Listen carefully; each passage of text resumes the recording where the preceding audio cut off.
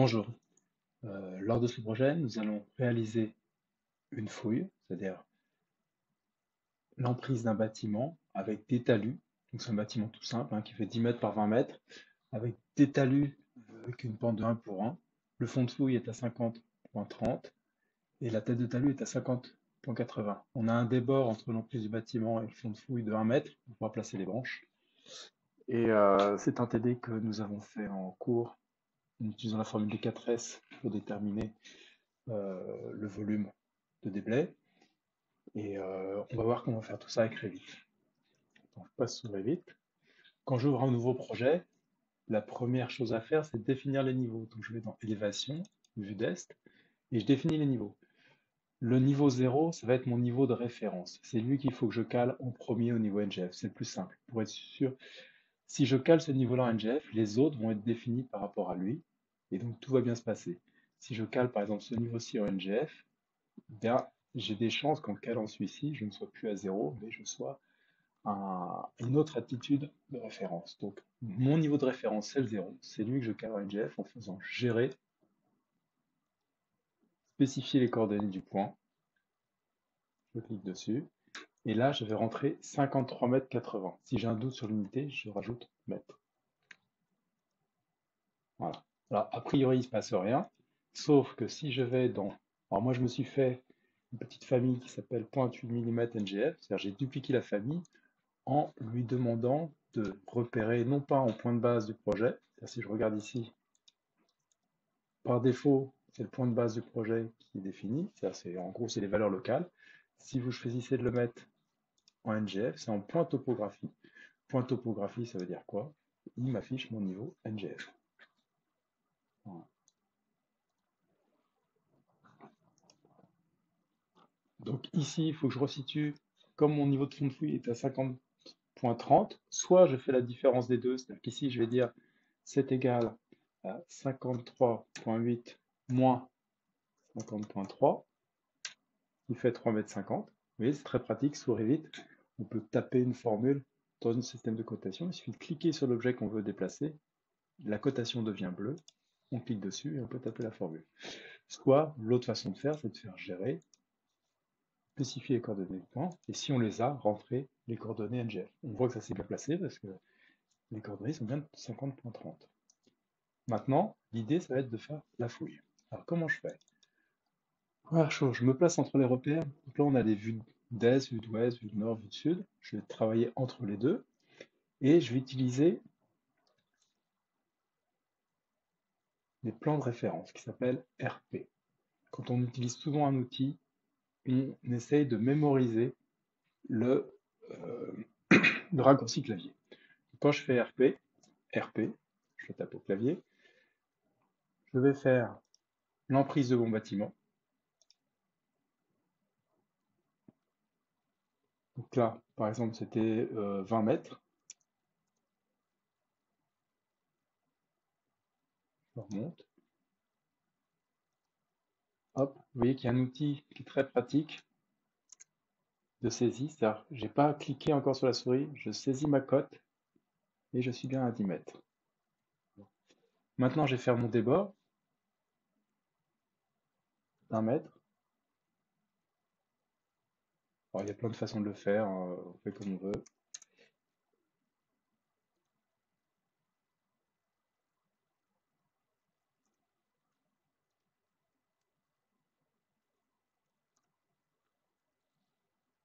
Voilà. Et là, j'ai le débord de ma fouille. Donc, l'emprise de mon bâtiment, le débord de la fouille. Si je regarde ce qui se passe au niveau de ma vue d'est, on voit, je ne sais pas si on les voit, on les voit pas, comme ici. Maintenant, comment ça va se passer pour la tête de mon talus? Si j'ai une pente de 1 pour 1 et que je monte, on a vu tout à l'heure, de 3,50 m, ça veut dire que mon talus a une emprise au sol de 3,50 m, vu qu'on a une pente de 1 pour 1. Du coup, je refais, pardon, 3,50 m, je redécale de 3,50 m,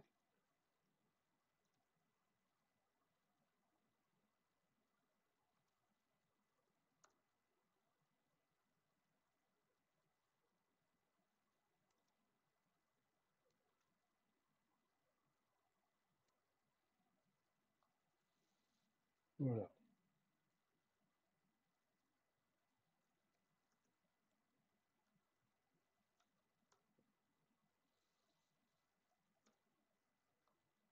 Hop, je remonte.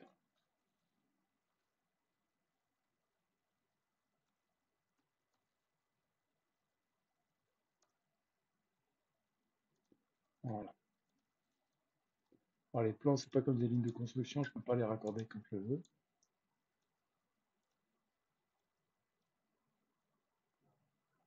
Voilà, mon fond de fouille, ma tête de talus.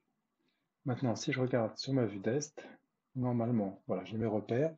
Donc ça, c'est mes plans fond de fouille. Vous voyez, ça, ce repère-là, c'est celui qui est en fond de fouille. Et ça, c'est mes têtes de talus. Normalement, j'aurais pu le construire aussi, ce plan-là, en faisant une intersection à 45 degrés. Vous voyez, et l'intersection avec mon plan ici, à 45 degrés, aurait permis de trouver le plan du pourtour, l'emplacement. Si je cote, alors quand on fait les cotations, vous avez vu, si je clique sur un élément, j'ai un outil de cotation ici. Cotation alignée, linéaire. Pour l'instant, on va utiliser cotation alignée. Je peux coter mes plans de référence. Voilà, on vérifie que ça se passe bien.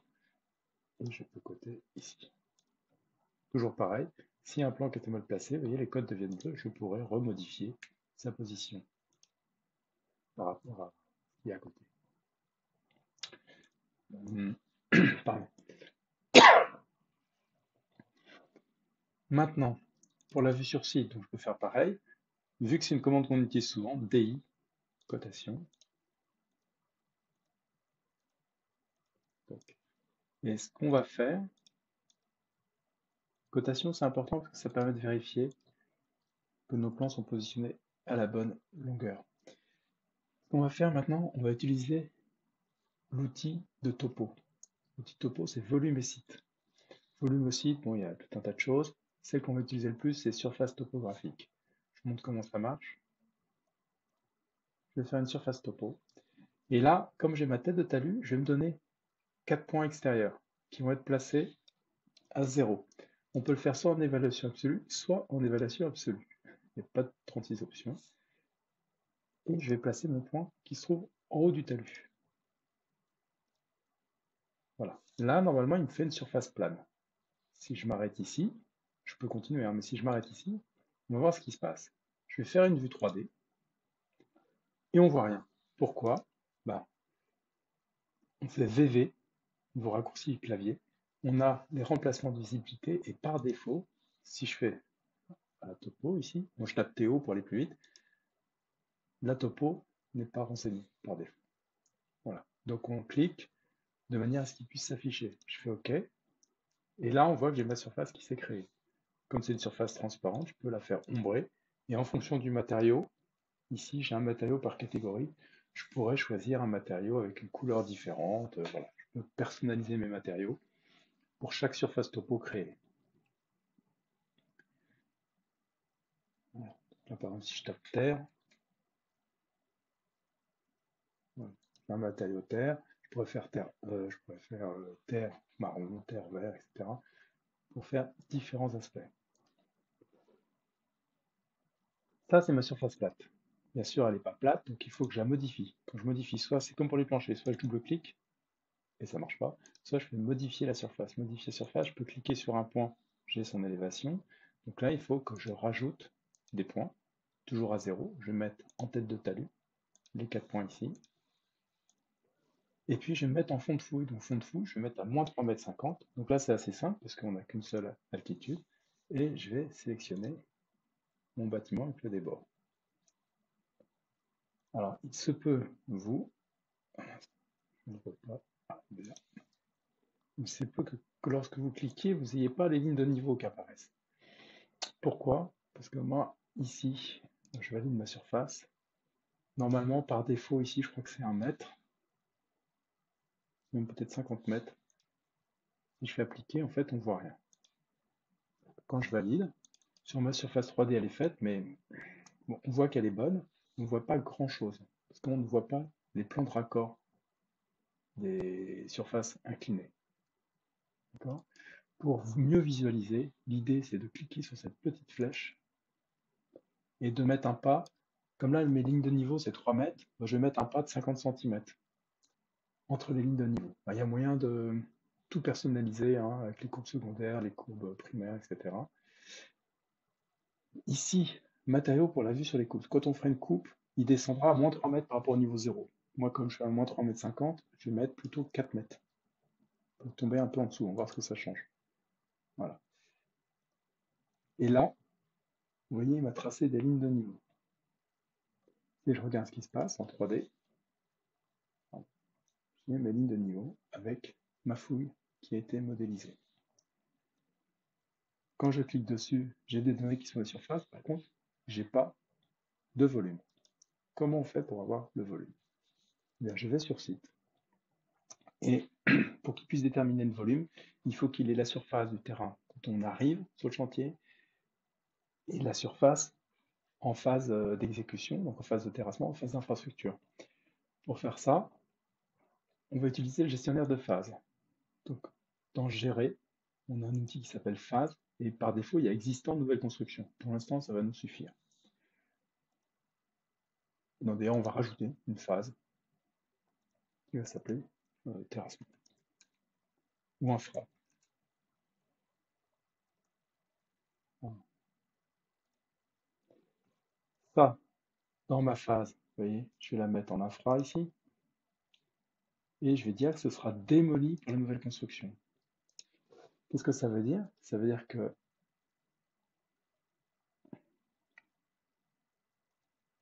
j'ai fait OK. Ça veut dire que en phase infra, on creuse le trou, en phase nouvelle construction, ou en phase superstructure, peut-être faire une phase superstructure, pardon.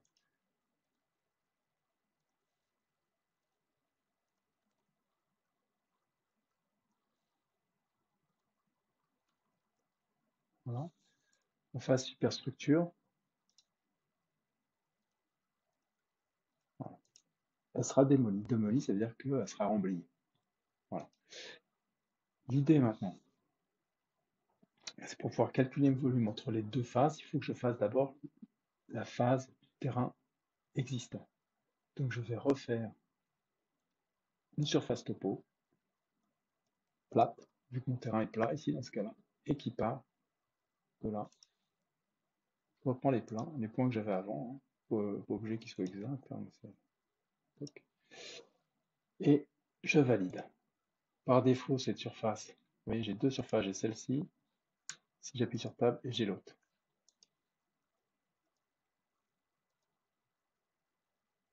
Donc ça, c'est ma nouvelle construction, je vais la mettre en existant. Et celle-ci, on voit qu'elle est en enfant. Pareil, l'existante, elle est créée en existante, mais il faut qu'elle soit démolie en phase infra. En phase infra, on supprime cette surface, mais on refait l'autre. Et du coup, si on regarde ce qui se passe, normalement,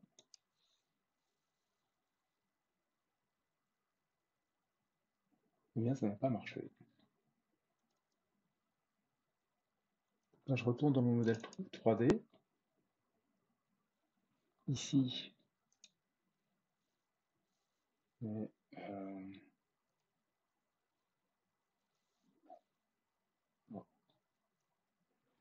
dans Gérer, je vais faire phase. Et filtre des phases, vous voyez, j'en ai plein, je vais en faire un nouveau, je vais l'appeler terrassement.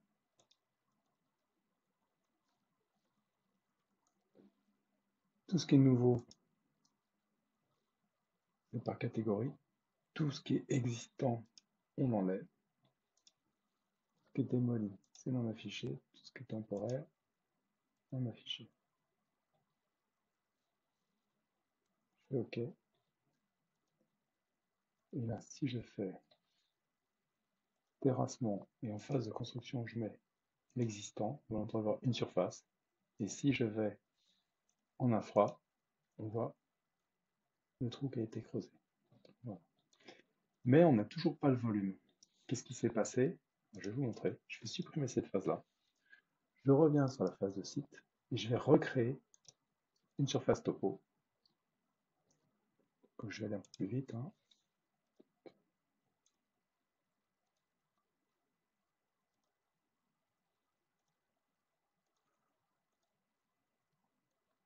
moins 3,50 m.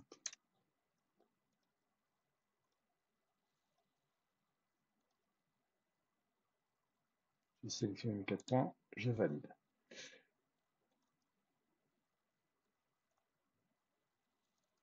Donc, comme je ne l'ai pas mis dans la bonne phase, je vais mettre là, hop. Et là, regardez ce qui s'affiche. J'ai mon volume de déblai remblai, à peu près 1400 m3. Lorsqu'on avait fait le calcul à la main, on obtenait 1398. Là, on est à 1399. Voilà.